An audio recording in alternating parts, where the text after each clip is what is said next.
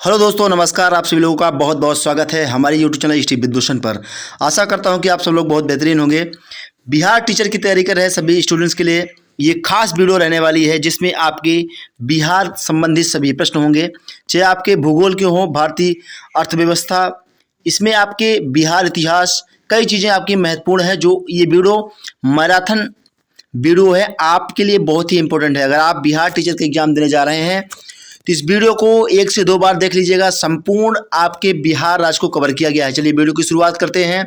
सबसे पहले हम लोग बिहार के भूगोल से शुरुआत करते हैं। पहला प्रश्न आपके सामने है, बिहार के निम्न हिस्सों में से कौन सा हिस्सा भूतात्विक दृष्टि से अपेक्षाकृत पुराना है? तो यहाँ से आपका खड़गपुर पहाड़ियाँ सबसे पुराना है। ये पुराना आपसे पूछा गया था कि भूतात्विक दृष्टि से सबसे अपेक्षाकृत पुराना कौन सा है बिहार का हिस्सा। तो यहाँ से आपका ऑप्शन नंबर सी राइट जवाब होता है। देखते हैं थोड़ा सा जो एक्स्ट्रा फैक्ट्स है, ये चीज़ें बहुत ही इंपॉर्टेंट है जो आपको एक्स्ट्रा दी जा रही हैं।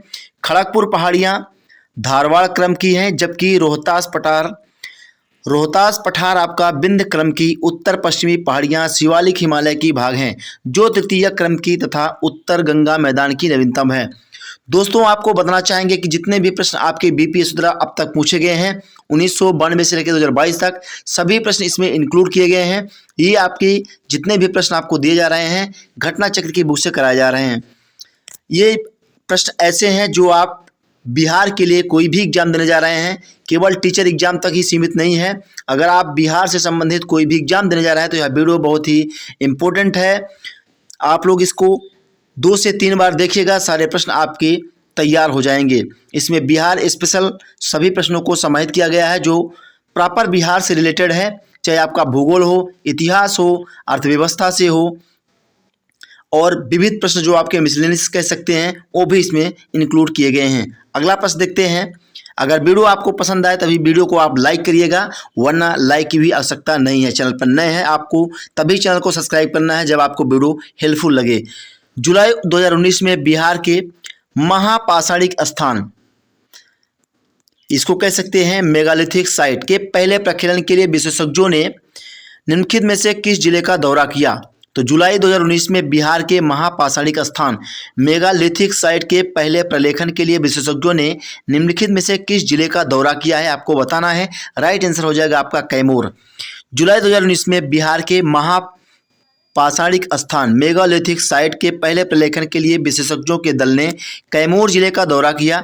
नवंबर 2018 में खोजकर्ताओं ने खोज के बाद यह संकेत दिया था कि बिहार भी एक महापाषाणिक सांस्कृतिक स्थल वाला राज्य है। तो यहाँ से एक प्रश्न और आपका बन सकता है आपके एग्जाम में कि कौन सा एक राज्य है जो एक महापाषाणिक सांस्कृतिक स्थल वाला राज्य है। तो बिहार आपको याद रखना है। अब देखते हैं अगला प्रश्न। अगला प्रश्न आपके सामने है, निम्नलिखित में से कौन सा जिला धारवाड़ भू-स्तरीय रचना वाला नहीं है? तो यहाँ से बी आपका राइट आंसर हो जाएगा, रोहतास। बिहार में भू-स्तरीय रचना वाले जिले दक्षिण पूर्व बिहार में आते हैं। तो यहाँ से एक बात आपको ध्यान रखना है कि बिहार में जो है भू-स्तरीय रचना वाले जिले दक्षिण पूर्व बिहार में आते हैं, क्योंकि यहाँ से आपसे पूछा गया कि भू-स्तरीय रचना वाले जिले कौन से नहीं हैं। तो रोहतास आपका नहीं है, बाकी सभी आपके हैं। तो यहाँ से एक चीज़ क्लियर हो जाती है कि जितने भी भू-स्तरीय रचना वाले जिले हैं वो आपके दक्षिण पूर्व बिहार में आते हैं। तो ये इंपॉर्टेंट है। जबकि रोहतास दक्षिण पश्चिम बिहार का भाग है। इस क्षेत्र में बिंद प्रकार की चट्टानें पाई जाती हैं। बिहार में बिंद क्रम की चट्टान कैमूर और सोन नदी घाटी रोहतास में पाई जाती है। तो बहुत ही इंपॉर्टेंट है, ये जो फैक्ट्स दिया गया है आपको याद रखिएगा, या तो फिर आप स्क्रीनशॉट लेकर के इसको 1 से 2 बार देखिएगा, या फिर वीडियो को आप 1 से 2 बार देखिए, सभी प्रश्न आपके कवर हो जाएंगे। जैसा कि मैंने आपको बोला भी है कि इस वीडियो में आपको वीडियो भले ही आपकी 1 से 2 घंटे के बीच में हो, लेकिन सारे बिहार को आपको कवर करेगी एक ही वीडियो। कहीं और आपको जाने की आवश्यकता नहीं होगी, एक ही वीडियो में आप पूरे बिहार को कवर करेंगे। बस आप इस वीडियो को एंड तक देखिएगा। अगर पसंद आए तभी आप वीडियो को लाइक करिएगा। जो भी समस्या हो, कोई आपकी क्यूरी हो, प्रश्न हो, आप कमेंट बॉक्स में कमेंट करिए। कमेंट सेक्शन आप लोगों के लिए इसीलिए दिया गया है कि जो भी आप सुझाव हो कमेंट बॉक्स में दे सकते हैं। बेझिझक आप अपना सवाल कमेंट बॉक्स में कर सकते हैं, उसका संपूर्ण समाधान आपको दिया जाएगा। बिहार के निम्न जिलों में किस जिले में ही पीड़ मोड़ से स्वयं पे मिट्टी पाई जाती है? बिहार के निम्न जिलों में किस जिले में ही पीड्समोंट स्वैम्प मिट्टी पाई जाती है? तो पश्चिम चंपारण। बिहार में 3 प्रकार की मिट्टियाँ पाई जाती हैं। एक पॉइंट आपको ये ध्यान रखना है कि बिहार में 3 प्रकार की मिट्टियाँ पाई जाती हैं। पीडमोंट दलदल मिट्टी जो पश्चिमी चंपारण जिले के पश्चिमोत्तर भाग में पाई जाती है, और दूसरा आपका तराई मिट्टी जो नेपाल की सीमा के साथ राज्य के उत्तरी भाग में पाई जाती है। तीसरी आपकी गंगेय जलोढ़, बिहार का मैदान गंगेटिक जलोढ़ जिसको कहते हैं।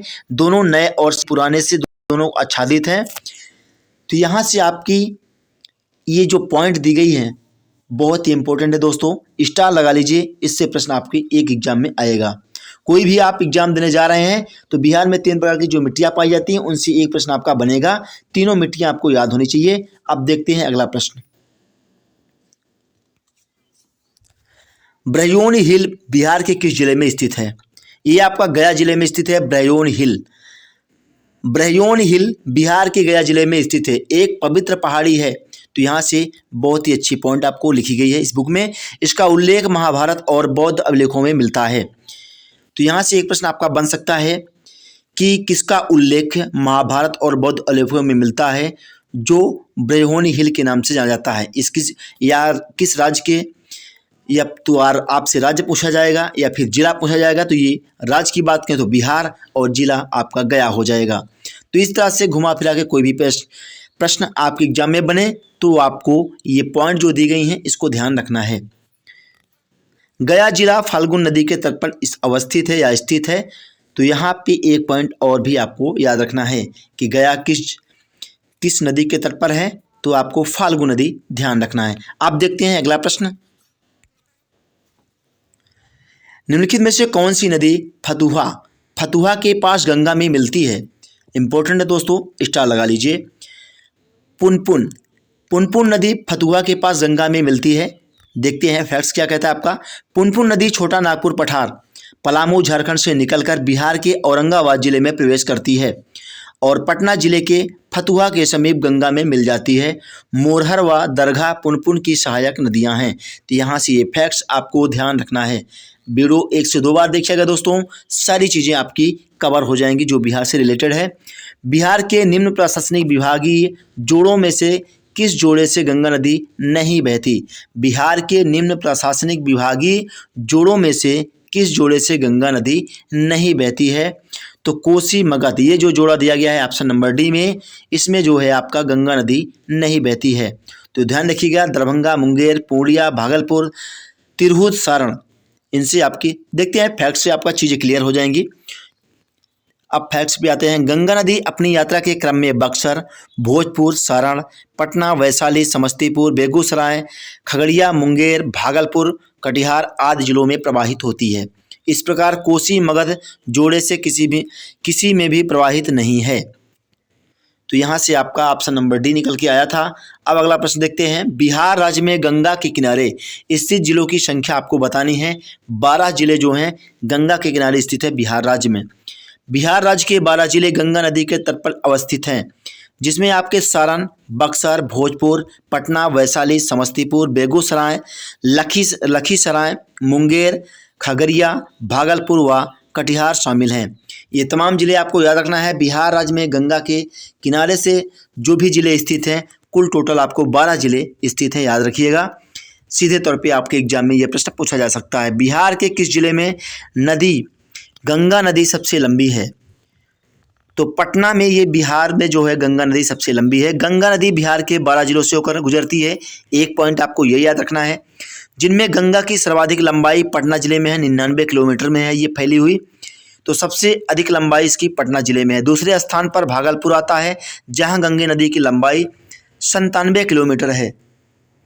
अब बात कर लेते हैं अगले प्रश्न पर चल के कि क्या पूछा जा रहा है आपसे। अगला प्रश्न, बिहार में प्रवाहित होने वाली निम्न नदियों में से उत्तर की ओर प्रवाहित होने वाली कौन सी नदी है दोस्तों? तो ये हो जाएगी आपकी उत्तर की ओर, उत्तर की दिशा में हम कह सकते हैं कि प्रवाहित होने वाली कौन सी नहीं होती है, बल्कि ये नदियां उद्गम स्थल से दक्षिण दिशा की ओर प्रवाहित होते हुए सहायक या उपसहायक नदी के रूप में अंततः गंगा में मिल जाती हैं। तो यहाँ दिया गया है जो भी नदियाँ आपको दी गई हैं कोई भी नदी उत्तर दिशा की ओर प्रवाहित नहीं होती है। सोन, पुनपुन आदि नदियां उद्गम स्थल से उत्तर दिशा की ओर प्रवाहित होते हुए गंगा में मिल जाती हैं। तो यहाँ से आप ऑप्शन नंबर ए को लगा सकते हैं, उपयुक्त में से कोई नहीं। तो आपके एग्जाम में भी अगर आप teaching exam Bihar 7th phase की तैयारी कर रहे हैं तो उसमें आपको 5 ऑप्शन दिए जाएंगे।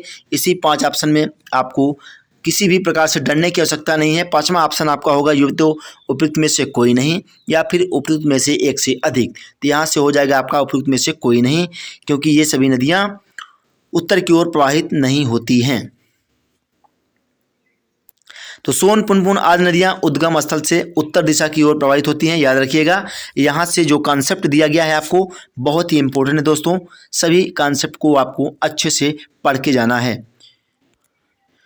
कोपेन के जलवायु वर्गीकरण के अनुसार उत्तर बिहार की जलवायु किससे प्रदर्शित की जा सकती है? तो आ जाते हैं सीधे पॉइंट टू पॉइंट पर, जो आपकी बुक में दिया गया है। कोपेन के जलवायु वर्गीकरण के अनुसार उत्तर बिहार की जलवायु को CWG से प्रदर्शित किया जा सकता है। तो ये इंपॉर्टेंट है दोस्तों, सीधे तौर से आपसे पूछा जा सकता है। ऑप्शन नंबर ए इस प्रश्न का सही जवाब था कि कोपेन के जलवायु वर्गीकरण के अनुसार उत्तर बिहार की जलवायु को CWG से प्रदर्शित किया जा सकता है। अगले प्रश्न पर चलते हैं। बिहार के किस कृषि जलवायु क्षेत्र में सबसे अधिक जिले हैं? उत्तर पश्चिम। उत्तर पश्चिम आपका राइट आंसर हो जाएगा। बिहार कृषि जलवायु क्षेत्र 4th में आता है, जिसे मध्य गंगा का मैदानी क्षेत्र कहा जाता है। तो बिहार कृषि जलवायु क्षेत्र 4th में आता है, जिसे मध्य गंगा का मैदानी क्षेत्र कहा जाता है। मिट्टी के लक्षण, वर्षा, तापमान एवं भूभाग के आधार पर बिहार को 3 उपक्षेत्रों तथा उत्तर पूर्व, उत्तर पश्चिम जलोढ़ मैदान तथा दक्षिण बिहार जलोढ़ मैदान में बांटा गया है। तो दोस्तों आपको हर एक जो पॉइंट टू पॉइंट चीज़ें दी गई हैं आपके बुक में, सबको पढ़ के जाना है। आपके एग्जाम में कहीं से भी कोई प्रश्न बन सकता है।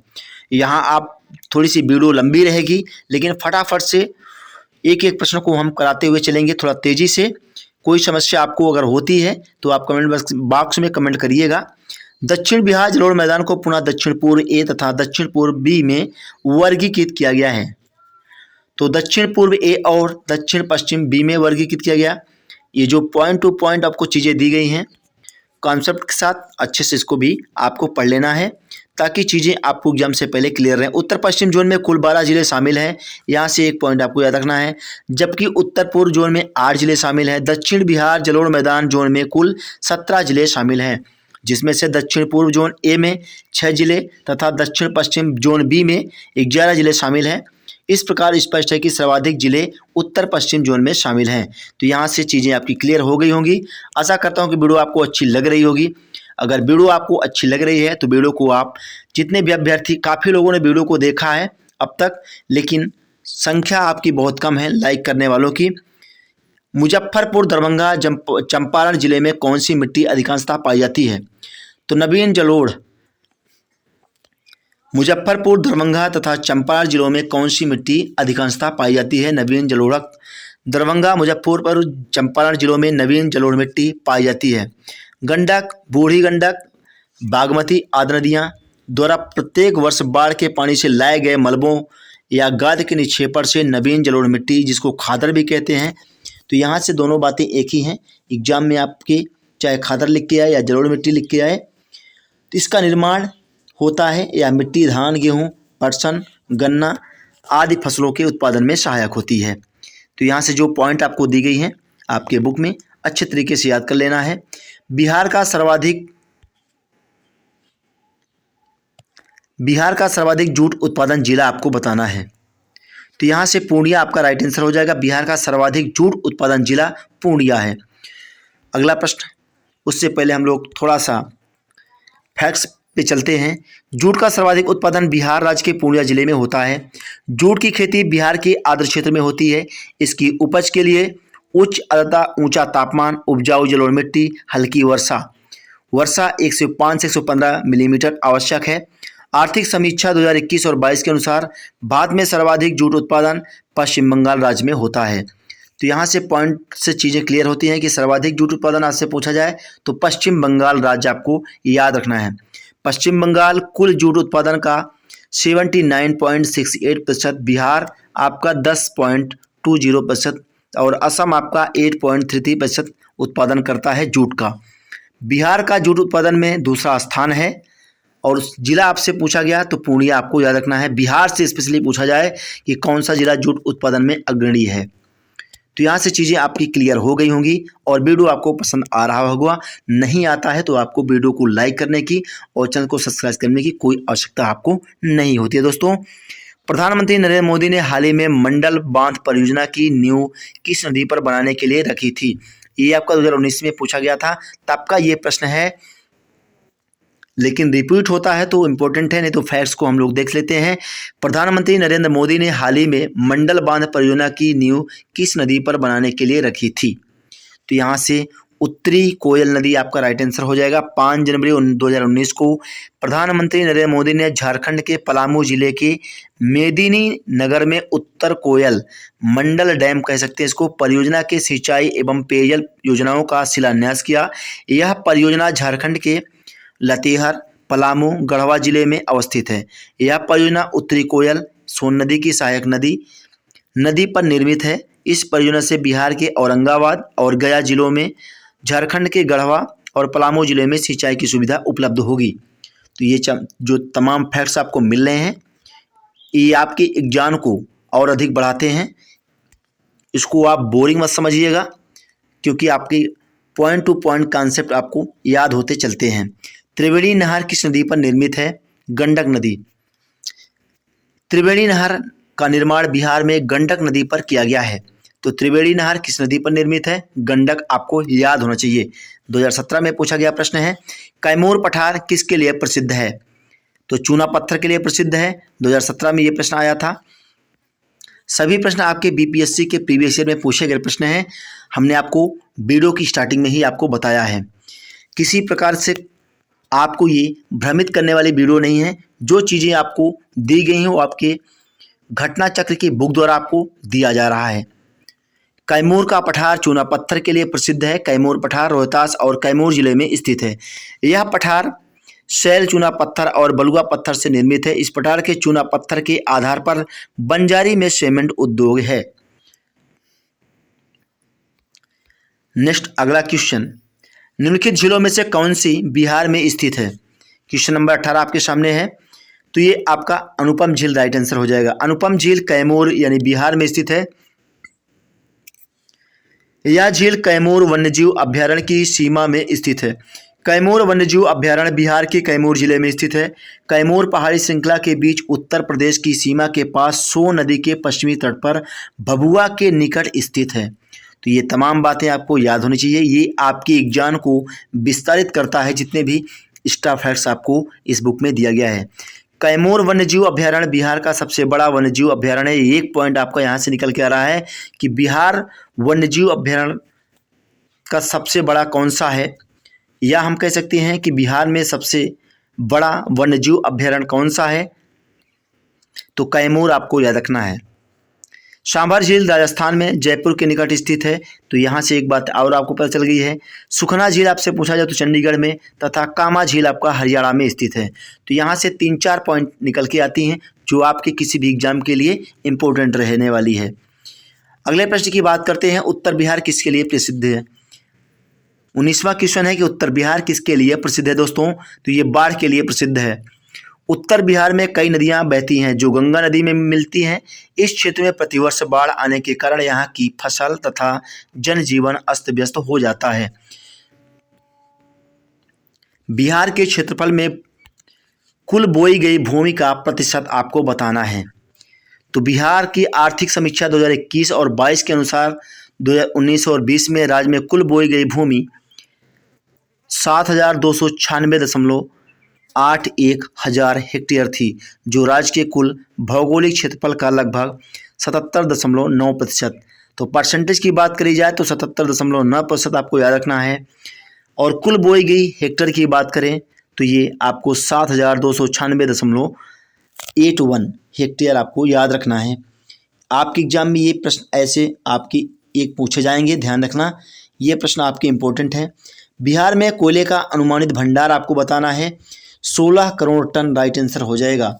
2008 का ये पूछा गया प्रश्न है, बिहार से अलग झारखंड राज्य बन जाने के कारण बिहार राज्य में प्राकृतिक संसाधनों में भारी कमी आई है। बिहार में कोयले का प्रामाणिक भंडार शून्य है, परंतु अनुमानित भंडार 16 करोड़ टन यानी कि 160 मिलियन टन। तो यहाँ से दोनों बातें आपको ध्यान रखनी है। मिलियन टन की बात करें तो 160 आपको दिमाग में बैठा लेना है, और 16 करोड़ टन, तो टन की बात करते हैं यहाँ 16 करोड़ सीधे तौर पे आपको याद रखना है, 160 मिलियन याद रखना है। दोनों चीज़ें आपको इम्पोर्टेंट हैं। बिहार में कितना वर्ग मीटर वन क्षेत्र है? तो यहाँ से ये प्रश्न आपका हम कह सकते हैं विवादित प्रश्न रहा होगा। 2015 का पूछा गया प्रश्न है। आते हैं सीधे फैक्ट्स पे, तब कि आपको चीज़ें क्लियर हो जाएंगी। उपयुक्त प्रश्न एवं उसके दिए गए विकल्प दोनों गलत हैं। तो यहाँ से एक चीज़ आपको पता चल गई होगी, जो आयोग पूछा था ये विवादित प्रश्न में गया होगा संभवतः। तो इस प्रश्न का सही उत्तर विकल्प के रूप में दोनों संभव नहीं है। बिहार में वन क्षेत्र की सही वस्तु स्थिति इस प्रकार है, देख लेते हैं क्या है। भारत वन स्थिति रिपोर्ट 2021 के अनुसार बिहार का कुल रिकॉर्डेड वन क्षेत्र 7,442 वर्ग किलोमीटर है। तो 2021 के रिपोर्ट के अनुसार आपको ध्यान रखना है 7,442 वर्ग किलोमीटर बिहार का कुल रिकॉर्डेड वन क्षेत्र है, जो बिहार के कुल भौगोलिक क्षेत्र का 7.90% है। उपग्रही आंकड़ों से प्राप्त बिहार का वन क्षेत्र 7,380.79 या 79 इसको पढ़िएगा वर्ग किलोमीटर। प्रतिशत की बात करें तो 7.84% है। अति सघन वन क्षेत्र 333.42 वर्ग किलोमीटर। मध्यम सघन वन की बात करें तो 3,285.83 वर्ग किलोमीटर तथा खुले वन 3,761.54 वर्ग किलोमीटर क्षेत्र में फैले हुए हैं।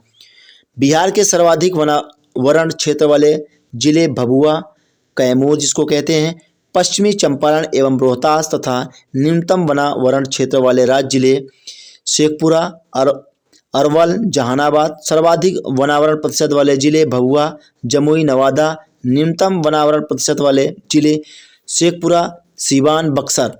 इसका आप स्क्रीनशॉट ले लीजिएगा यहाँ से। यहाँ जो पॉइंट नीचे दी गई है, न्यूनतम और अधिकतम वनावरण वाले जो आपके प्रतिशत दिए गए हैं, प्रतिशत में जिले पूछे जाएंगे आपसे, तो यहाँ से क्वेश्चन बन सकता है आपके एग्जाम में। आप इसका स्क्रीनशॉट लेकर के रख लीजिए, थोड़ा सा इस पे समय दे के देखिएगा, आपको याद हो जाएगा। बिहार राज्य के कुल भौगोलिक क्षेत्रफल की तुलना में समस्त वन क्षेत्र का प्रतिशत, तो यहाँ से ऑप्शन नंबर ई आपका जवाब होता है, क्योंकि हमने इसके ऊपर आपको दिखाया भी है कि 7.84% है कुल भौगोलिक क्षेत्रफल का वन। तो यहाँ ऑप्शन में आपका उपयुक्त में से एक से अधिक या उपयुक्त में से कोई नहीं, तो कोई नहीं आपका राइट आंसर हो जाएगा। अब देखते हैं नेक्स्ट अगला प्रश्न। निम्नलिखित में से कौन सा जिला सबसे अधिक घने पतझड़ वाले वन क्षेत्र से घिरा है? पश्चिमी चंपारण आपका राइट आंसर हो जाएगा। प्रश्नकाल और वर्तमान में पश्चिम चंपारण सबसे अधिक घने पतझड़ वनों से घिरा है। भारत वन स्थिति रिपोर्ट 2021 के अनुसार पश्चिमी चंपारण में कुल वन 904.66 वर्ग किलोमीटर तथा जिसमें 249.34 अति सघन और 548.47 मध्यम सघन एवं 105.53 वर्ग किलोमीटर खुले वन हैं। अब बात करते हैं अगले प्रश्न की। अगला प्रश्न है आपका, निम्नलिखित में से कौन सा शहर बिहार के सभी और सबसे पूर्वी भाग में स्थित है? तो सबसे पूर्वी भाग में कौन सा जिला बिहार का स्थित है, वो आपका राइट आंसर हो जाएगा option number C, Katihar. Bihar के सबसे पूर्वी भाग में कटिहार स्थित है। कटिहार के दक्षिण पश्चिम में भागलपुर, दक्षिणी पूर्व में पूर्णिया स्थित है। तो यहाँ से 3-4 पॉइंट आपको याद रखने की आवश्यकता है। किसी भी टाइप से घुमा फिरा के आपसे एग्जामिनर आपसे प्रश्न कर सकता है, तो आपको कन्फ्यूजन नहीं होनी चाहिए। ये जो आपको एक्स्ट्रा फैक्ट्स दी जा रही है, ये जानकारी आप लोगों के लिए बहुत ही ज़रूरी है। आप इसको 1 से 2 बार अपने दिमाग में सेट कर लीजिएगा। मानचित्र से स्पष्ट है कि कटिहार बिहार के सबसे पूर्वी भाग में स्थित है। अगले प्रश्न की बात करते हैं। बिहार का कुल भौगोलिक क्षेत्रफल आपसे पूछा गया इस प्रश्न में। तो तत्कालीन बिहार का कुल क्षेत्रफल 1,73,877 वर्ग किलोमीटर है। तो यहाँ से ये एक पॉइंट आप लिख के एग्जाम के लिए बहुत ही आवश्यक है, ये सीधे तौर पे आपसे पूछा जाएगा। 15 नवंबर 2000 को झारखंड राज्य निर्माण के पश्चात बिहार का वर्तमान क्षेत्रफल 94,163 वर्ग किलोमीटर है। तो आपका झारखंड अलग हुआ नवंबर 2000 को, तो यहाँ से एक पॉइंट आपका ये भी अगले एग्जाम में पूछा जा सकता है। आपके एग्जाम के हिसाब से 2-3 पॉइंट यहाँ पे इम्पोर्टेंट है जो आपको ध्यान रखना है। संसार का सर्वोत्तम खनिज अभ्रक प्राप्त होता है, कहाँ से प्राप्त होता है ये आपको बताना है। तो संसार का सर्वोत्तम खनिज अभ्रक जो आपका प्राप्त होता है हजारीबाग, गिरिडीह और कोडरमा से प्राप्त होता है। यहाँ से आपका option number B right answer हो जाएगा। यहाँ से आपका लगभग 80% अभ्रक झारखंड का, जहाँ से ये अभ्रक प्राप्त होता है ये इलाका झारखंड का है, आपको ये भी ध्यान रखना है। तो संसार का सर्वोत्तम खनिज अभ्रक ये आपका हजारीबाग से प्राप्त होता है। और 2-3 चीज़ें आपको ध्यान रखनी है, जैसा कि गिरिडीह, कोडरमा ये आ जाए तो भी आपको कन्फ्यूजन नहीं होना है। तो कोई भी कन्फ्यूजन ना रहे, पॉइंट टू पॉइंट आपको ध्यान रखना है। अगला प्रश्न की बात करते हैं। बिहार का तराई प्रदेश विस्तृत है, यानी कि बिहार का तराई प्रदेश आपका कहाँ तक फैला है? तो भारत नेपाल सीमा के समांतर तक फैला है। फैक्ट्स की बात करते हैं तो बिहार का तराई प्रदेश भारत नेपाल सीमा के समानांतर विस्तृत है। बिहार राज्य के नेपाल से लगे जिलों पश्चिमी चंपारण, पूर्वी चंपारण, सीतामढ़ी, मधुबनी, सुपौल, अररिया, किशनगंज में ये तराई प्रदेश पतली पट्टी के रूप में विस्तृत है। तो यहाँ से एक्स्ट्रा चीज़ें जो आपको मिल रही हैं, इससे जो है आप किस प्रकार से आप अपने दिमाग में बैठाते हैं ये आपके ऊपर है। पॉइंट टू पॉइंट चीज़ें आपको दी जा रही हैं। बिहार की सोमेश्वर श्रेणी आपको बतानी है क्या है। तो ये आपका सोमेश्वर श्रेणी जो आपसे पूछा गया है, शिवालिक श्रेणी का निर्माण का एक ही काल, जिसको प्लीस्टोसीन काल में ये श्रेणी हुआ था। यह जो है तीनों पहाड़ियों की अपेक्षा नवनिर्मित पहाड़ी श्रेणी में आती है। तो यहाँ से ऑप्शन नंबर डी आपका राइट आंसर हो जाएगा, इन सबों से नई। बिहार की सोमेश्वर श्रेणी ये ज़्यादा इम्पोर्टेंट नहीं है, क्योंकि आपका जो चीज़ें यहाँ पे मिली हैं, कुछ चीज़ें बहुत ही इंपॉर्टेंट हैं आप लोगों के लिए, उसे आपको ज़रूर ध्यान रखना है। जो चीज़ें इंपॉर्टेंट नहीं है उस पर आपको ज़्यादा दिमाग लगाने की आवश्यकता नहीं है। अब बात कर लेते हैं मुंडा जनजातियाँ। ये हर एक एग्जाम के लिए इम्पोर्टेंट है, स्टार लगा लीजिए, इसको आप जो है दिमाग में बैठाइए। कुछ ऐसे प्रश्न होते हैं जो आपके एग्जाम को कठिन बनाते हैं, लेकिन उनकी ज़्यादा आने की आवश्यकता नहीं है, यानी कि इसको कह सकते हैं कि बार बार रिपीट होने की आवश्यकता नहीं होती है ऐसे प्रश्नों की। तो उस पर आपको ज़्यादा समय और दिमाग लगाने की आवश्यकता नहीं है। दोस्तों, मुंडा जनजातियाँ अधिकांशतः बसी हैं, तो ये बिहार में बसी हैं, इसमें आपको दिमाग लगाने की आवश्यकता है, क्योंकि ये बार बार पूछा गया है। स्टार लगा लीजिए। तत्कालीन बिहार के कटिहार, रांची, पश्चिमी सिंहभूम, पलामू, पूर्वी सिंहभूम और गुमला जिलों में मुंडा जनजाति संकेंद्रित थी। तो 15 नवंबर 2000 को बिहार से काटकर नवनिर्मित झारखंड राज्य के पश्चात मुंडा जनजाति बिहार की 5वीं सबसे अधिक जनसंख्या वाली जनजाति है। झारखंड राज्य में जनजातियों की कुल जनसंख्या की दृष्टि से मुंडा जनजाति तीसरी सबसे बड़ी जनजाति है। यहाँ से जो आपको फैक्ट्स मिल रहा है ये इंपॉर्टेंट है, इसको आप दिमाग में सेट करिएगा। बढ़ते हैं अगले प्रश्न पर। बिहार से होकर जाने वाला राष्ट्रीय मार्ग आपको बताना है। राष्ट्रीय राजमार्ग नंबर 23 ये आपको याद रखना है, ये बिहार से होकर जाने वाला राष्ट्रीय राजमार्ग है। राष्ट्रीय राजमार्ग 23 तत्कालीन संयुक्त बिहार के चास से रांची, गुमला, पालकोट, तिथैतनगर को जोड़ता है। 30 नवंबर 2018 के अनुसार बिहार से निम्न राष्ट्रीय राजमार्ग गुजरते हैं। इसमें आपको ध्यान देना है 27 EW, 31, 33, 231, 327, 227, 22, 120, 19 GQ। ये आदि जो राजमार्ग दिए गए हैं ये आपके बिहार से गुजरते हैं। बिहार में राष्ट्रीय राजमार्गों की, जिसको आप नेशनल हाईवे कहते हैं, इनकी कुल लंबाई 31 अगस्त 2021 तक उपलब्ध आंकड़ों के अनुसार ध्यान रखना है आपको 5,940 किलोमीटर। ये जो आंकड़ा दिया गया है इसके अनुसार ये बातें आपको ध्यान रखनी है, अलग से अपने दिमाग से नहीं आपको सेट कर लेना है। बिहार में राष्ट्रीय राजमार्गों की कुल लंबाई यहाँ पूछा गया है, तो यहाँ पे अब तक जो आपको आंकड़ा मिला है 5,940, ये याद रखना है। ऐसे क्वेश्चन आपको मिलेंगे तो संभवतः आप समझिएगा कि विवादित क्वेश्चन में ये जाएगा। छोटा नागपुर के जंगल हैं तो सदाबहार और पतझड़, यहाँ से आपका option number C right answer हो जाएगा। छोटा नागपुर के जंगल हैं तो सदाबहार और पतझड़। अब देखते हैं अगला प्रश्न।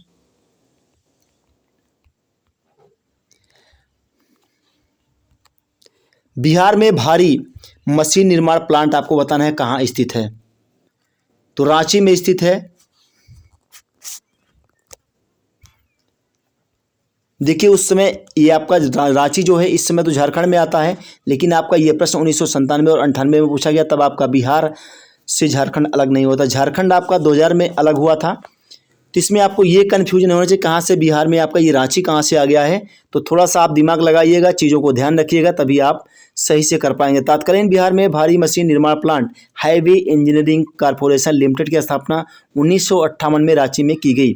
हाईवे इंजीनियरिंग कॉरपोरेशन लिमिटेड पूंजीगत उपकरण, मशीन, टूल्स, स्पेयर पार्ट्स का निर्माण कर देश के प्रमुख उद्योगों को उनकी आपूर्ति करती है। तो इस समय तो आपका ये रांची झारखंड की राजधानी है। यहाँ से आपको पता चल गया होगा कि इस समय जो है रांची आपका झारखंड में है। टाटा लौह इस्पात कारखाने में लौह एक्स की पूर्ति होती है। तो सिंहभूम से होती है टाटा लौह इस्पात कारखाने में लौह एक्स की पूर्ति। अगले प्रश्न है, निम्न में से किस जिले में बिहार का एकमात्र राष्ट्रीय उद्यान स्थित है। तो पश्चिमी चंपारण में। इसके पहले के प्रश्न में हम लोग किया था, ये आपका 2020 में पूछा गया फिर से। वर्तमान में बिहार में एकमात्र राष्ट्रीय पार्क वाल्मीकि अभ्यारण्य पश्चिम चंपारण में स्थित है। अगला प्रश्न है, बिहार का कौन सा शहर वन्य जीव अभ्यारण्य, वाइल्ड लाइफ सेंचुरी और राष्ट्रीय पार्क के लिए प्रसिद्ध है। तो वर्ष 2000 से पूर्व संयुक्त बिहार, झारखंड एवं बिहार के हजारीबाग में वन्य जीव अभ्यारण्य और राष्ट्रीय पार्क दोनों थे। वर्तमान में हजारीबाग झारखंड राज्य में स्थित है। इसी टाइप से एक प्रश्न और आपका ऊपर पूछा गया, जिसको हमने आपको बताया कि रांची आपका झारखंड में आता है। इसी प्रकार के एक प्रश्न और आपको ये मिला है। इस तरह आपको दिमाग लगा के प्रश्नों को याद रखना है, नहीं तो आपका कोई भी जवाब सही नहीं होगा एग्जाम के समय में। ये बातें आप हमारी ध्यान रखिएगा। निम्नलिखित में से कौन सा वन्यजीव अभ्यारण्य बिहार के मुंगेर जिले में स्थित है। तो भीम बांध। भीम बांध वन्यजीव अभ्यारण्य की स्थापना वर्ष 1976 में बिहार में मुंगेर जिले में हुई थी। इसका कुल क्षेत्रफल 681.99 वर्ग किलोमीटर है। अगले प्रश्न की बात करते हैं, निम्नलिखित में से कौन सा स्थान बिहार में वन्य जीव वाइल्ड लाइफ के लिए प्रसिद्ध है। तो ये आपका बोधगया प्रसिद्ध है। अगला प्रश्न है, कोयले पर चलने वाले 3 थर्मल पावर स्टेशन जो आपके बिहार में स्थित हैं उनको बताना है। तो आपका Bokaro, Chandrapur, Santaldih, option number D right answer हो जाएगा। ये आपका 1999 में पूछा गया प्रश्न था, इसलिए उस समय आपका झारखंड बिहार से अलग नहीं हुआ था। तो ध्यान रखिएगा, बोकारो, चंद्रापुर, संतलाडी 3 पावर स्टेशन है जो आपके कोयला आधारित हैं। वर्तमान में तीनों झारखंड राज्य में हैं। वर्तमान में बिहार में बरौनी, बाढ़ और कहलगांव कोयला आधारित थर्मल पावर स्टेशन एनटीपीसी द्वारा संचालित हैं। तो ये उस समय की बात की जा रही जब ये प्रश्न पूछा गया था। इस समय तो आपका अलग है, तो ये आप ध्यान रखिएगा। ये बोकारो झारखंड में है तो ये आपका अलग हो जाएगा। अगले प्रश्न की बात करते हैं, बिहार में मैथन उत्पादन करता है। मैथन डैम का निर्माण दामोदर की सहायक बराकर नदी पर किया गया। यहाँ पर जल विद्युत संयंत्र की स्थापना की गई। मैथन बांध झारखंड के धनबाद जिले में, जबकि मैथन जल विद्युत स्टेशन पश्चिम बंगाल में स्थित है। तो यहाँ से 3-4 पॉइंट आपके निकल के आ रहे हैं जिनको आपको याद रखना है। बिहार में मैथन उत्पादन करता है जल शक्ति का, ऑप्शन नंबर बी आपका करेक्ट जवाब होता है। अब बढ़ेंगे नेक्स्ट अगले क्वेश्चन की ओर।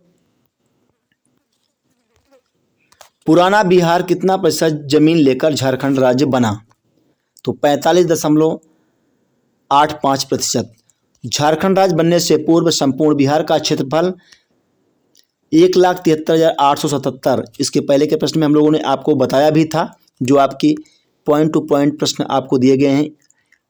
इसमें आपके साथ 79,714 वर्ग किलोमीटर क्षेत्रफल पर आपका 15/9/2000 को ये झारखंड राज्य निर्मित किया गया। तब आपका बिहार का जो क्षेत्रफल बचा ये आपको ध्यान रखना है 79,714 वर्ग किलोमीटर। अतः पुराने बिहार राज्य का प्रतिशत में बात करें तो 45.84% जमीन लेकर झारखंड राज्य बना। वर्तमान में बिहार का कुल क्षेत्रफल 94,163 वर्ग किलोमीटर है। झारखंड बनने के पश्चात बिहार में लगभग कितने जिले रह गए हैं? तो 37 जिले रह गए हैं झारखंड बनने के पश्चात बिहार में। झारखंड निर्माण से पूर्व बिहार में 55 जिले थे। ध्यान रखिएगा, आपसे कोई भी किसी भी टाइप से प्रश्न करे तो आपको ध्यान रहे। नवनिर्मित राज्य झारखंड में बिहार के 18 जिले चले गए हैं। वर्तमान में बिहार में 38 जिले हैं।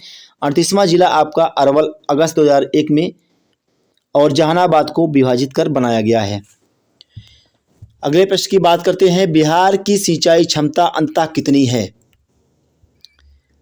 तो 89.20 लाख हेक्टेयर। संयुक्त बिहार में 89 लाख हेक्टेयर भूमि क्षेत्र सिंचित था, किंतु वर्तमान में 2020 और 21 के अनुसार बिहार का लगभग 81.91 लाख हेक्टेयर सृजित क्षमता है। वहीं संभावित क्षमता की बात करें तो 117.54 लाख हेक्टेयर। मूरी जाना जाता है। मूरी क्या है दोस्तों? तो ये आपका एल्युमिनिया प्लांट है। एल्यूमिना प्लांट आपको ध्यान रखना है। ऐसे प्रश्न आपके एग्जाम में पूछे जा सकते हैं। मूरी जाना जाता है, सीधे तौर पे आपके एग्जाम में पूछा जाएगा आपसे, तो आपको ध्यान रखना है एल्यूमिना प्लांट। मूरी में हिंडाल्को का एक एल्यूमिनियम शोधन संयंत्र है। वर्तमान में मूरी झारखंड राज्य में स्थित है। चलते हैं नेक्स्ट अगले प्रश्न पर। वीडियो आपकी मैराथन है और लंबी है, लेकिन फटाफट से अधिक प्रश्नों को यहाँ हम सॉल्व करने की कोशिश कर रहे हैं, ताकि समय जितना भी आपके पास बचा है उसका आप पूर्ण उपयोग कर पाएँ। कम समय में अधिक प्रश्नों को हम करने की कोशिश करेंगे। वीडियो लंबी भी रहे, लेकिन अधिक से अधिक प्रश्न आप कर पाएँ। कौन सा प्रमुख उद्योग मूरी में स्थापित है? उसी प्रश्न को फिर से पूछा गया 2001 और 2 में, यानी कि हम कह सकते हैं कि 3 बार ये प्रश्न आया। तो यहाँ से एल्युमिनियम उद्योग आपका राइट आंसर हो जाएगा। देखिए, समय भी आपका कम जाए और अधिक से अधिक प्रश्न आप कर पाएँ। वीडियो आपकी ये मैराथन वीडियो है, लेकिन अधिक से अधिक इसमें प्रश्नों को लिया गया है। समय थोड़ा सा आप इसमें देंगे, हर एक प्रश्न आपको याद रहेगा। पटना का स्थानीय समय आपको बताना है, भारतीय मानक समय से आगे है।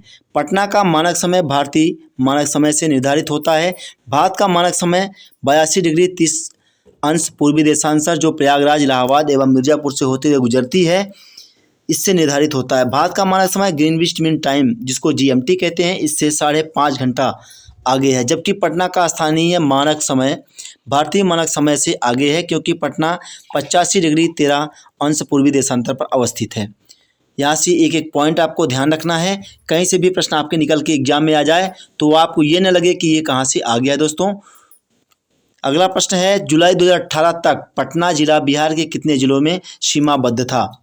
तो 9 आपको याद रखना है। पटना जिले की सीमा भोजपुर, सारण, वैशाली, समस्तीपुर, बेगूसराय, लखीसराय, नालंदा, जहानाबाद, अरवल जिले से संबंध है। तो यहाँ से आप ये जो पॉइंट टू पॉइंट चीज़ें दी गई हैं इसको याद रखिएगा। तो यहाँ से 9 जिला आपको याद हो जाएगा। अब देखते हैं अगला प्रश्न।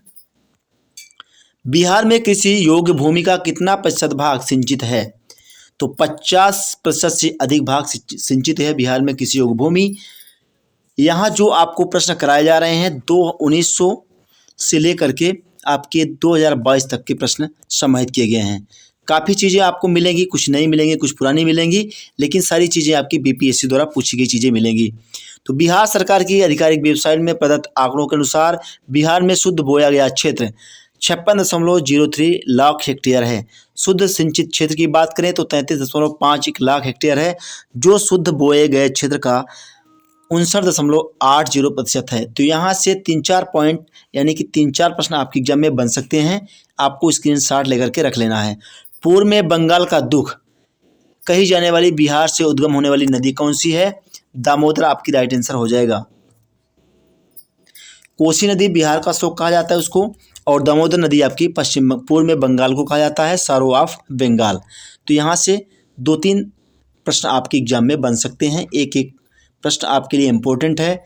दामोदर नदी को बंगाल का दुख कहा जाता है। दामोदर नदी झारखंड के लातेर जिले से उद्गमित होती है। बिहार में उत्पादन की दृष्टि से चावल के बाद दूसरी फसल कौन सी है दोस्तों? तो गेहूं आपका राइट आंसर हो जाएगा। देख लेते हैं कि 2021 और 22 के अनुसार विभिन्न फसलों का उत्पादन किस प्रकार रहा था। कुल खाद्यान्न उत्पादन 179.52 लाख टन।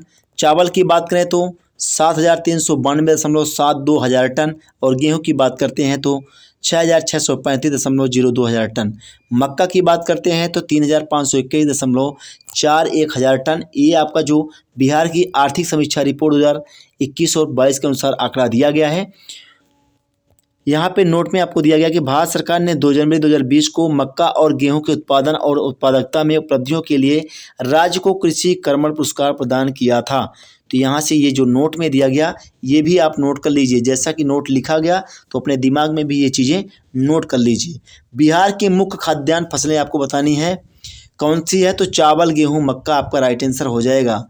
बिहार की मुख्य खाद्यान्न फसलें चावल गेहूं मक्का आपके दिमाग में सेट होना चाहिए अगर आप बिहार एग्जाम देने जा रहे हैं। बिहार में कृषि का स्वरूप क्या है दोस्तों, तो आपका राइट आंसर हो जाएगा आत्मनिर्भर। बिहार कृषि में आत्मनिर्भरता की स्थिति वाला राज्य है। अगला प्रश्न देखते हैं इसमें से कौन सा सत्य है। तो बिहार कोयले और अभ्रक का मुख्य उत्पादन रहा है। 2001 और 2 में पूछा गया प्रश्न है। ऑप्शन नंबर ए आपका राइट आंसर हो जाएगा।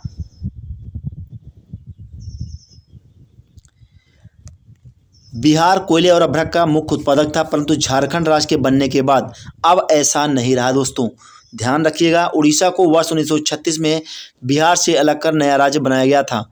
तो उड़ीसा को कब अलग किया गया था ये भी आपको ध्यान देना है, 1936 में। झारखंड राज्य बनने के बाद बिहार की सीमा आपको उड़ीसा से नहीं लगती। बिहार में द्विसदनीय विधायिका है। तो 2-3 पॉइंट आपको यहाँ से मिल रहा है, आपको याद रखना है।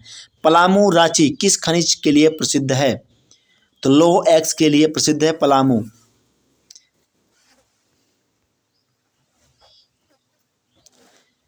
इंडियन मिनरल ईयरबुक 2019 के अनुसार ये आंकड़ा आपको दिया गया है कि झारखंड के पलामू जिले में निम्न खनिजों के भंडार आपकी इस प्रकार हैं: barite, bauxite, dolomite, fire clay, graphite, magnetite, लौह एक्स, quartz, steatite, rock phosphate, limestone, andalusite, granite. तो यहाँ से ये चीज़ें आपको ध्यान रखनी है कि वर्तमान में पलामू अपने मैग्नेटाइट और लौह अयस्कों के लिए विशेष रूप से प्रसिद्ध है।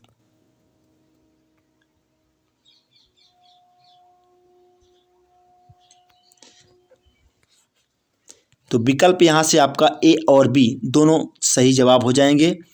अब अगले प्रश्न पर चलते हैं। देश के कुल खनिज उत्पादन का कितना प्रतिशत बिहार से प्राप्त होता है, ये आपको बताना है। तो वर्तमान में भारतीय माइंस ब्यूरो 2019 और 20 की रिपोर्ट के अनुसार देश में खनिज उत्पादन मूल परमाणु और ईंधन खनिजों को छोड़कर, जबकि कुल खनिजों में बिहार का हिस्सा 3% है। तो यहाँ ये परसेंटेज आपके दिमाग में याद होना चाहिए दोस्तों, ये आपके एग्जाम में आपसे पूछा जा सकता है। अगले प्रश्न की बात करते हैं। देश में कच्चे तांबे के उत्पादन में बिहार का क्या स्थान है, तो दूसरा स्थान है कच्चे तांबे के उत्पादन में बिहार का। तांबा उत्पादन में तत्कालीन बिहार का स्थान दूसरा है, अतः तत्कालीन परिस्थितियों में अभीष्ट विकल्प आपका ऑप्शन नंबर सी सही जवाब हो जाएगा। वर्तमान में तांबा उत्पादन में बिहार में नहीं होता है दोस्तों, तो आपको याद रखने की आवश्यकता नहीं है। जो चीज़ें आपको दी गई हैं ये बहुत ही इंपॉर्टेंट है, पॉइंट टू पॉइंट आपको चीज़ें याद होनी चाहिए। निम्न में से कौन या कौन कौन से खनिज बिहार में मिलते हैं, तो कौन कौन से खनिज बिहार में मिलते हैं यही आपको याद होना चाहिए। तो तत्कालीन बिहार वर्तमान झारखंड में कोयला, लौह एक्स तथा मैग्नीज तीनों मिलते थे, लेकिन पेट्रोलियम यहाँ नहीं मिलता था। अतः तत्कालीन परिस्थितियों में हम कह सकते हैं कि आपका option number C right answer हो जाएगा, कोयला, लौह और मैग्नीज। लाइमस्टोन, अभ्रक, पायराइट, क्वार्टजाइट, स्टीराइट ये आपके बिहार में वर्तमान में उत्पादित होने वाले खनिज हैं। तो यहाँ से जो पॉइंट चीज़ें आपको दी गई पॉइंट टू पॉइंट चीज़ें, इसको आप जरूर स्क्रीनशॉट ले लीजिए या तो दिमाग में छाप लीजिए। बिहार में वर्तमान में उत्पादित होने वाले खनिज आपको ध्यान रखना है: लाइमस्टोन, अभ्रक, पायराइट, क्वार्टजाइट, स्टीराइट। खनिज और जिले के निम्न जोड़ों में से कौन सा जोड़ा सही है ये आपको बताना है। तो लाइमस्टोन कैमूर में, बिहार में कैमूर जिसको भभुआ जिले में स्थित है या भभुआ को ही कैमूर कहते हैं। मुंगेर रोहतास जिले में लाइमस्टोन, माइका नवादा जिला में क्वार्टजाइट, लखीसराय, मुंगेर तथा नालंदा जिले एवं लेड जिंक बांका और रोहतास जिले में पाया जाता है। तो यहाँ से 5-6 पॉइंट आपको याद होने चाहिए। बिहार के कुल भौगोलिक क्षेत्र का वनाच्छादित प्रतिशत आपको बताना है लगभग कितना है, तो 15.7% वनाच्छादित था ये आपका बिहार। भारतीय वन रिपोर्ट स्थित 2021 के अनुसार बात करें तो बिहार के भौगोलिक क्षेत्र के 7.84% भाग पर वन हैं। तो यहाँ से आपको ये याद रखना है 2021 के अनुसार। अब देखते हैं अगला प्रश्न। बिहार में लौह अयस्क प्राप्त होता है, कहाँ से प्राप्त होता है? सिंहभूम जिले में। इसके पहले के जो एक प्रश्न हमने किया था उसमें ये प्रश्न आपका कराया गया है। अगर अब आपको नहीं याद होता है तो ये आपकी कमी है। देखते हैं नेक्स्ट अगला प्रश्न। भारत में बिहार अग्रणी उत्पादक है, किसके लिए अग्रणी है बिहार? आपका चूना पत्थर के लिए। ऑप्शन नंबर डी आपका राइट आंसर हो जाएगा। झारखंड से पृथक होने के बाद वर्तमान बिहार में चूना पत्थर का उत्पादन होता है। तो यहाँ से हम कह सकते हैं कि बिहार में सर्वाधिक चूना पत्थर का उत्पादन होता है। तो भारत में बिहार राज्य जो है आपका चूना पत्थर के लिए अग्रणी राज्य है। अगला प्रश्न है, भारत में निम्नलिखित में से उत्पादन में बिहार का एकाधिकार है? तो option number C right answer हो जाएगा, पाइराइट पर। अब देखते हैं अगला प्रश्न। बिहार के किस जिले में अभ्रक का भंडार है दोस्तों? तो इसमें आपका 2019 के अनुसार बिहार के नवादा जिले में अभ्रक का भंडार है। तो नवादा आपका ऑप्शन में नहीं है, तो यहाँ से उपयुक्त में से कोई नहीं, राइट आंसर हो जाएगा ऑप्शन नंबर ई। अब बात करते हैं अगले प्रश्न की। अगला प्रश्न आपसे पूछा जा रहा है कि झारखंड का लौह अयस्क उत्पादन में सर्वाधिक महत्वपूर्ण जिला आपको बताना है कौन सा है? तो सिंहभूम आपका राइट आंसर हो जाएगा। झारखंड का सिंहभूम क्षेत्र लौह अयस्क के उत्पादन में सर्वाधिक महत्वपूर्ण स्थान रखता है। यहाँ से प्राप्त लौह अयस्क का उत्पादक जमशेदपुर, बोकारो इस्पात उद्योगों में किया जाता है। अगला प्रश्न है, उद्योग और स्थान के निम्न जोड़ों में से कौन सा जोड़ा सही नहीं है? तो रेल डिब्बा और अभियांत्रिकी उद्योग मुजफ्फरपुर और मोकाका में स्थित है, शेष युग्म आपके सही हैं। तो ये आपका ऑप्शन नंबर डी, ये युग्म आपका सही नहीं है। ऑयल रिफाइनरी बरौनी में स्थित है, याद रखिएगा, सीधे तौर पे आपके एग्जाम में ये प्रश्न बन सकता है। सीमेंट आपका बंजारी में, ये भी आपका सही है। फर्टिलाइजर भौराही में। तो सही कौन सा नहीं जोड़ा था? तो यही आपका सही नहीं था, यही आपका राइट आंसर हो जाएगा। अब बात कर लेते हैं अगले प्रश्न की। अगला प्रश्न में है आपका कि बिहार राज्य अवस्थित है निम्न देशांतरों के मध्य। तो बिहार राज्य अवस्थित है निम्न देशांतरों के मध्य। तो आपको देशांतर बताना है किन किन देशांतरों के मध्य बिहार राज्य अवस्थित है। तो बिहार राज्य 83 डिग्री 19 अंश 50 आपका पूर्व से और 88 डिग्री 17 अंश आपका 40 पूर्वी देशांतर के मध्य स्थित है, जो आपको ऑप्शन में नहीं दिया गया है। अतः हम कह सकते हैं इनमें से कोई नहीं आपका राइट आंसर होगा, ऑप्शन नंबर डी। अब देखते हैं अगला प्रश्न। बिहार की सीमा से लगने वाले भारत के राज्यों की संख्या आपको बतानी है। तो यहाँ से विभाजन के पश्चात बिहार की सीमा स्पर्श करने वाले भारतीय राज्य उत्तर प्रदेश, पश्चिम बंगाल एवं झारखंड हैं। अब देखते हैं अगला प्रश्न। बिहार में दामोदर प्रवाहित होती है। तो बिहार में दामोदर प्रवाहित होती है एक भ्रंश घाटी में। दामोदर जिसे बंगाल का शोक कहते हैं। तो दामोदर नदी का उद्भव आपका छोटा नागपुर पठार से होता है या एक भ्रंश घाटी से होकर प्रवाहित होती है। अब देखते हैं नेक्स्ट अगला क्वेश्चन। अगला प्रश्न कह रहा है आपसे कि निम्नलिखित नदियों में से कौन बिहार में गंगा से मिलती है? तो बिहार में गंगा से मिलती है आपकी गंडक, सोन, घाघरा, पुनपुन। तो यहाँ से आपका ऑप्शन नंबर ए राइट जवाब हो जाएगा। गंडक पहलेजा घाट पटना नामक स्थान के निकट, घाघरा सरयू रेविलगंज सरण के निकट, सोन पटना के निकट तथा पुनपुन फतुहा नामक स्थान के निकट गंगा नदी में मिलती है। अब देखते हैं अगला प्रश्न। बिहार का पहला रामसर स्थल कौन सा है? तो कांवर झील। बिहार का पहला रामसर स्थल कौन सा है? तो कांवर झील आपका राइट आंसर हो जाएगा। जुलाई 2020 में कांवरताल या कांवर झील को बिहार का पहला रामसर स्थल घोषित किया गया। तो यहाँ से कांवरताल पूछा जाए या फिर कांवर झील, तो दोनों एक ही बातें हैं, आपको ध्यान देना है। यह झील बिहार के बेगूसराय जिले में स्थित है। तो 2-3 पॉइंट आपको ध्यान रखना है कि झील कहाँ स्थित है, ये पूछा जाए तो बिहार आपको याद रखना है, बिहार के बेगूसराय। मई 2022 तक भारत में कुल 49 रामसर आदर्श स्थल घोषित हैं। तो मई 2022 के अनुसार 49 जो रामसर आदर्श साइट हैं, ये 49 आपको ध्यान रखना है, ये संख्या इनकी, क्योंकि आपके एग्जाम में कोई सा भी प्रश्न बने तो आपको गलतियां नहीं करनी है दोस्तों। छोटा नागपुर में प्रारंभिक स्तर पर अर्थव्यवस्था आधारित थी। तो वनों पर आधारित थी। छोटा नागपुर में प्रारंभिक स्तर पर अर्थव्यवस्था। छोटा नागपुर पठारी इलाका है, यहाँ कृषि कार्य सहज नहीं है। प्रारंभ में तकनीकी विकास के अभाव में ना तो यहाँ उद्योग विकसित थे और ना ही खनन कार्य संभव था। अब बात कर लेते हैं अगले प्रश्न की चलकर। अगला प्रश्न कह रहा है आपसे कि 17वीं शताब्दी में बिहार में सोने की खानें कहाँ स्थित थीं? तो पटना में स्थित थी दोस्तों। ऑप्शन नंबर बी आपका राइट आंसर हो जाएगा। राल्फ फिच के अनुसार पटना में लोग कुछ खास अस्त्रों में गहरी खाई खोदकर बड़े बड़े कटोरों में मिट्टी को धोकर स्वर्ण कण प्राप्त करते थे। अब चलते हैं अगले प्रश्न की ओर। निम्नलिखित में से बिहार के कौन से जिलों के कुछ इलाके पश्चिम बंगाल को दिए गए थे?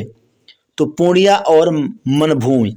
वर्ष 1956 में राज्य के पुनर्गठन के समय संयुक्त बिहार के तत्कालीन मनभूम जिले में स्थित पुरुलिया का अधिकांश भाग चास थाना को छोड़कर पूर्णिया का कुछ भाग पश्चिम बंगाल को दिए गए थे। तो जैसे पूर्व में कुछ नाम आपको वही पुकारे जाते थे, थोड़े से फेरबदल में आप देख सकते हैं कि उनके नामों में थोड़ा सा फेरबदल आया है, तो आपको कंफ्यूज नहीं होना है। बिहार में जंगल फैले हुए हैं 29 लाख हेक्टेयर के क्षेत्र पर। तो सीधे तौर पे आपको याद होना चाहिए, ये आपके एग्जाम में सीधे तौर पे पूछा जा सकता है कि बिहार में जंगल फैले हुए हैं कितने, चाहे क्षेत्र पूछे तो 29 लाख हेक्टेयर आपको दिमाग में बैठा लेना है। अब बात करते हैं अगले प्रश्न की।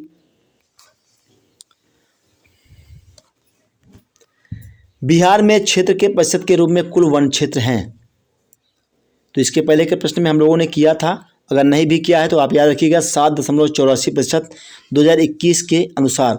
तो जो रिपोर्ट आपकी 2021 आई है वन आच्छादन वाली, तो इसमें आपका 7.84% क्षेत्र आपका राइट आंसर हो जाएगा, जो आपका ऑप्शन में दिया नहीं गया है। तो जो आपका 2000 में ये प्रश्न पूछा गया वो आपका विवादित रहा होगा। अब बात करते हैं अगले प्रश्न की। एशिया का सबसे बड़ा जलप्रपात आपको बताना है हुंडू किस जगह के पास है? तो रांची में है एशिया का सबसे बड़ा जलप्रपात।